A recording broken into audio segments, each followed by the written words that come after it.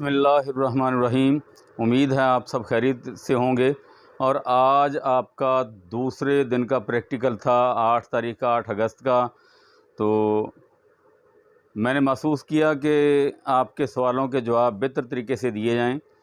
तो प्लीज़ आपसे गुजारिश है कि एक तो वीडियो स्किप ना करना, आखिर तक देखना। मैं कुछ सवाल आपको बताता हूं, उनके बारे में उनकी डेफिनेशन बताऊंगा। एलिक्ज़र क्या है, क्रीम, मरहम, 2% सल्फ़र अगर देता तो वो कैसे करेंगे आप, जाली दवा, मिस ब्रांड दवा, नकली दवा और स्टरलाइजेशन, ये ख़ास सवाल आ रहे हैं। तो इनकी अलग-अलग से मैं आपको तारीफ़ बताऊंगा।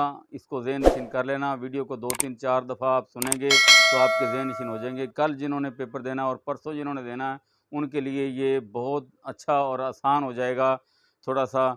और जो सवाल आपके रिटन टेस्ट में आए हैं वो भी आपको बताता हूँ। और इससे पहले कि शुरू किया जाए, जो नए आने वाले साथी उनसे गुजारिश है कि वो चैनल को सब्सक्राइब ज़रूर कर लें, ताकि आने वाली आइंदा जो वीडियोज़ हैं वो भी आप तक पहुँच सकें। तो आज के जो रिटन सवाल थे उनमें कल से ज़्यादा बेहतर था कुछ, कि 5% ग्लूकोज बनवाई गई या 10% बनवाई गई, नॉर्मल सलाइन बनवाई गई और ORS बनवाएगा साथ। और कुछ तीसरे सवाल में, ये चंद सवाल थे जो मैंने इससे पहले आपको पढ़ के सुनाए हैं। तो इनकी अलग-अलग से तारीफ़ आपको बताता हूँ, वो थोड़ा सा देख लें। क्योंकि सल्फ़र ऑइंटमेंट के बारे में आपको पहले भी वीडियोज़ में बताया गया है, उनसे आप मदद हासिल कर सकते हैं, क्योंकि ये लंबा प्रोसेस यहाँ पर नहीं बताया जा सकता। ये जो जिस तरह आप 5% ग्लूकोज़ तैयार करते हैं, कैलकुलेशन सेम वही है उसकी। अगर वो 2% दे देता है तो वो अशारिये में आएगा, उसका जवाब जो है ना वो अशारिये में आएगा, ज़्यादा नहीं आएगा, ये याद रखना।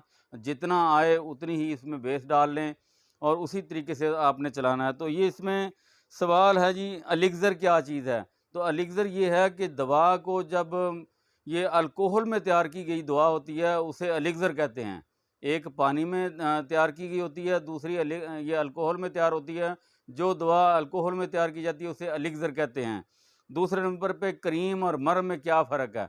तो क्रीम जो है वो वाटर बेस में बनाई जाती है और मर्म जो है वो ऑयल बेस में बनाई जाती है। इसका सिर्फ इतना ही फ़र्क है, दवा इसमें सेम होती है। तो आगे सल्फ़र का है, तो सल्फ़र का ये आपको बताया गया है इस तरीके से कि आपने कैलकुलेशन उसी तरीके से करनी है। फ़र्ज़ कर लो आपको बताता है कि 5% या 2% या 10% आपको बता देता है, बेशक वो 20% आपको बता दे, तो उसी तरीके से उसको आपने हल करना है। यानी आप उसको लिखेंगे कि 2% मर्म आपने करनी है भी कितने ग्राम बनानी है। अगर आपको ग्राम दे दिए हैं तो आपने सल्फ़र बाद में लिखना है, मर्म पहले लिख देनी है। तो मर्म यहाँ पर लिख दी, 100 ग्राम में होती है 5 ग्राम, यानी ये है सल्फ़र। तो सल्फ़र होगी 5 ग्राम। इसी तरीके से अब मर्म उसने दी है, 30 ग्राम दे दी या 20 ग्राम दे दी या 10 ग्राम, जितनी भी दे दी है उसने, वो यहाँ पर लिखेंगे। आप 30 ग्राम लिखते हैं फ़र्ज़ कर लो, तो यहाँ पर ये एक्स है।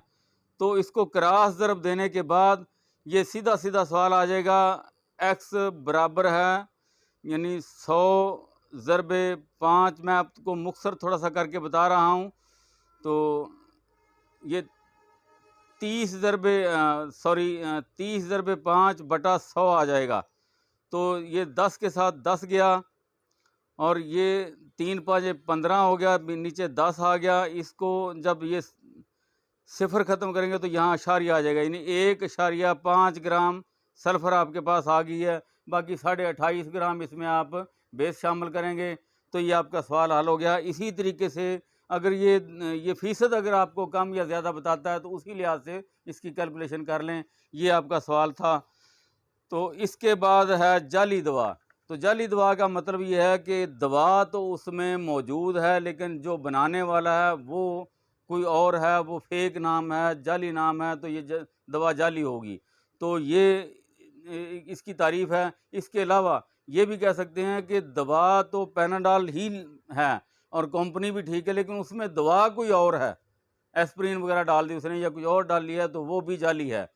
तो इसी तरीके से जो मिस ब्रांड दवा होती है, वो मिस ब्रांड ये होती है कि जो दवा का असल लेबल है यानी ये लेबल इसका बनाया हुआ है, इसमें कोई चीज़ मिस हो गई, या तो रेट काट के नया लगा दिया या एक्सपायरी पर कोई ऐसा निशान बना दिया कि वो पढ़ी ना जाए, तो इसको मिस ब्रांड कहते हैं। या लेबल सिरे से ही ना हो तो वो मिस ब्रांड कहलाएगी। तो इसी के साथ-साथ ये जो नकली दवा होती है, यानी कोई ऐसी दवा जो हूबहू दवा की शक्ल में नज़र आए लेकिन असल में वो कोई और चीज़ हो, यानी देखने में गुमान दवा का हो, उसे नकली दवा कहेंगे आप। तो ये उसकी दवा थी। आगे है स्टरलाइज़ेशन।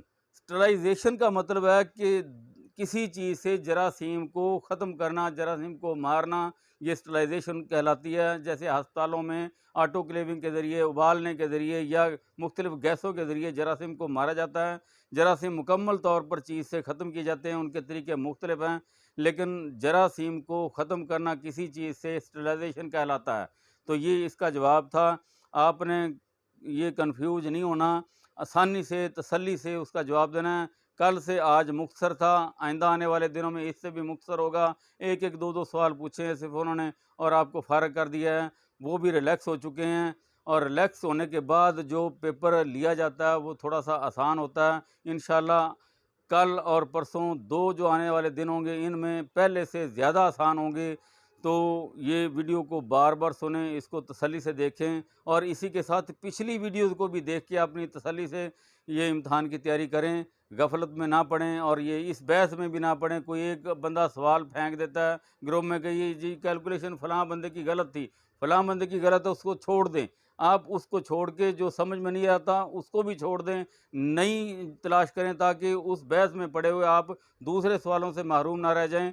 जो समझ में नहीं आता उसको छोड़ दें, अगले सवाल पे चले जाएँ, उसको याद कर लें, अगले को याद करें, उसके बाद जितने भी पै दर पै याद करते जाएँ। जो सवाल समझ में ना आए उस बहस में ना पड़ें, उस बहस में अगर पड़ गए तो दूसरे सवाल आपके रह जाएँगे, इसलिए उस सवाल को छोड़ दें, नए को तलाश करें। और बहुत बड़ी किताब है, आप जितना पढ़ते जाएँगे उतना ही कम है। तो आप अगले सवालों की तरफ तवज्जो देना है आपने, उलझे हुए सवालों में नहीं पढ़ना। वस्सलाम।